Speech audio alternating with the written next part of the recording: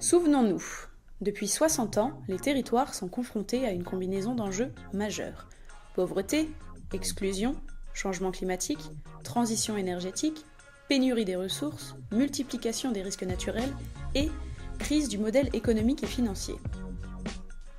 Dans les années 2000, l'ensemble des acteurs publics, privés, associatifs, citoyens ont commencé à inventer des solutions innovantes et explorer de nouvelles synergies, notamment dans le cadre des agendas 21 locaux. À l'époque, les agendas 21, projets locaux de développement durable, étaient encore majoritairement portés par les acteurs publics. Face à l'aggravation des crises et à la faillite du système, la prise de conscience des citoyens s'est transformée en mobilisation multiple.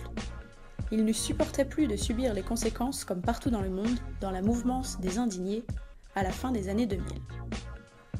Les populations ont réclamé un changement radical de système et un nouveau contrat social appelé co-responsabilité sociétale territoriale.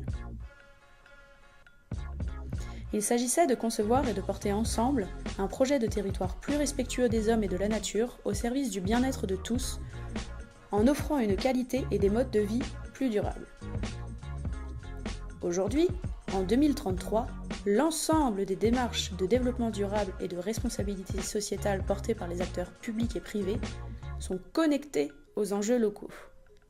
Elles sont interconnectées entre elles dans une perspective de co-responsabilité et de contribution à une société durable.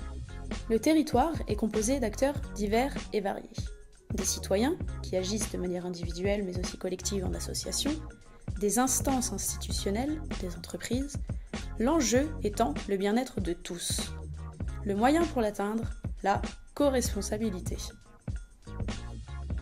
En quoi consiste la mise en place de cette co-responsabilité sociétale sur un territoire ? Prenons le cas de la Gironde en France. En 2033, la Gironde a relevé le défi de la métropolisation solidaire. En d'autres termes, elle a réussi à maîtriser l'étalement urbain par la densification de l'habitat en ville et dans les pôles de centralité ruraux, tous deux interconnectés. 400 000 nouveaux Girondins ont ainsi pu être accueillis dans un cadre de vie préservé. Le territoire a pu répondre aux enjeux liés au vieillissement et aux nouveaux besoins de sa population. Devant l'explosion du taux d'abstention et du vote extrême, les habitants et les acteurs locaux ont décidé de ne plus déléguer leur citoyenneté pour prendre en main leur destin. La gouvernance politique est réinventée. Elle s'appuie sur les différents acteurs du territoire, aussi bien au niveau des entreprises, des paysans, des artistes, des salariés, des retraités, des jeunes, des associations, des établissements scolaires et de recherche, etc. Les élus ne sont plus seuls décideurs. Chefs d'orchestre, co-organisateurs de la participation de tous, ils sont les garants de la qualité de la délibération publique dans l'intérêt des générations d'aujourd'hui et de demain. Concrètement, comment ça s'organise ? Chaque partie prenante est réellement dans un principe d'équité. Chacun vaut l'autre. Chacun participe à une nouvelle plateforme de gouvernance. Toutes les parties prenantes y sont présentes, par un système de tirage au sort permettant l'exercice des responsabilités par tous sur des durées limitées. Les codécideurs sont donc renouvelés régulièrement. L'ensemble des acteurs locaux co-construisent un tableau de bord commun avec des indicateurs alternatifs à ce que l'on appelait le PIB. Il repose sur l'analyse des besoins des populations définis par les habitants eux-mêmes. Ces indicateurs constituent de nouvelles boussoles du progrès sur le territoire. Indice de bien-être, indice de solidarité avec les générations futures, indice de bonne participation, indice de bonne société.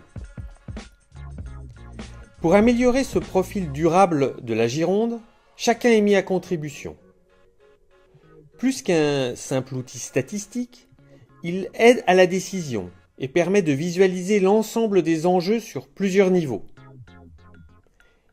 Les codécisions et la dynamique territoriale sont renforcées au regard de cette nouvelle boussole. Chacun appréhende sa part et celle des autres dans l'évolution de la situation. Ce tableau de bord d'indicateurs partagés est, en grande partie, renseigné directement par les citoyens. Il permet de s'accorder collectivement sur les priorités et de voir en quoi c'est mieux et en quoi cela pourrait être encore mieux. L'évaluation est portée par la plateforme de gouvernance. Exemple, les Landes girondines. 50 habitants et acteurs sont désignés par tirage au sort, organisé selon un échantillon représentatif de toutes les parties prenantes parmi l'ensemble de la population et des acteurs locaux. Ils expérimentent une e-agora de territoire, ouverte à tous, et des votations citoyennes en ligne sur l'ensemble des domaines de la vie quotidienne des habitants. Dans les anciens cercles ouvriers transformés en espaces de coworking et de coaching citoyen, chacun vient partager ses connaissances et monter en compétences dans un système ouvert à tous. Partout en Gironde, grâce à la dynamique impulsée par l'éducation informelle, tous les acteurs se sont engagés dans une démarche de montée en capacitation, d'enrichissement de leurs compétences, de leur savoir-faire et de leurs connaissances.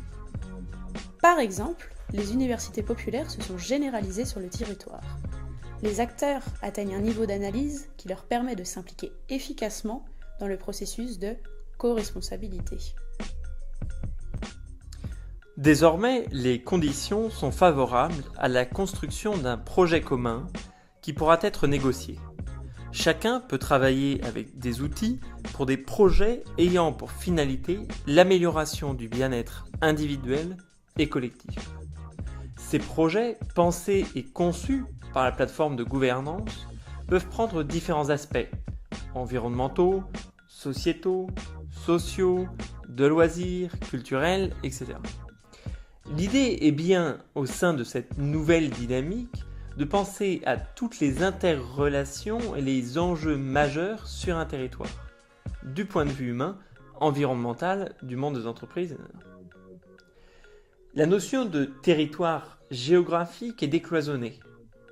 Le territoire est une zone d'intérêt, de projet commun, afin d'expérimenter des idées et de mettre en œuvre de nouvelles solidarités intergénérationnelles, mais aussi internationales. La réforme des institutions a permis ce décloisonnement. Ces différents échelons mutualisent leurs connaissances et leurs résultats afin d'améliorer de manière significative la qualité de vie sur les territoires et la mise en place d'une économie locale, responsable et collaborative. Cette dynamique et les projets portés par la plateforme de gouvernance s'appuient sur des outils inventés par les acteurs et modulables selon les envies et les besoins du territoire. Le DAS, droit d'activité sociétale, qui reconnaît les différentes compétences des citoyens, qu'ils soient étudiants, salariés ou retraités. Le 10% local, qui reverse 10% des salaires et pensions en monnaie locale afin d'investir sur le territoire. La responsabilité sociétale des entreprises et le bulletin d'activité sociétale. Les ZOE, zones opérationnelles expérimentales, et les ministères mobiles. L'objectif majeur est de faciliter le parcours du ou des porteurs de projets. Ils trouvent les financements nécessaires au sein des cadres propices à l'innovation. Les financements sont ainsi mutualisés dans un fonds local mixte, public, privé et citoyen. Pour que ce projet fonctionne, celui-ci a besoin d'un temps et d'un cadre d'expérimentation. Ce cadre prend la forme d'une ZOE, zone opérationnelle expérimentale. Les ZOE sont des zones de transition éphémères qui ont pour unique vocation d'expérimenter un projet commun pendant un temps donné sur un territoire où la législation est adaptable. Les ZOE sont évaluées. Lorsqu'elles ne fonctionnent pas, on décide alors de modifier les paramètres et rebattre les cartes pour expérimenter une nouvelle ZOE. Les ministères mobiles participent à l'évaluation des ZOE. Lorsque les ZOE sont évaluées comme pérennisables, elles sont alors dupliquées et donnent lieu à de nouvelles ZOE, les ZOE 2. Bref, La coresponsabilité sociétale, c'est une mobilisation de tous, à tous les niveaux, pour le bien-être de tous.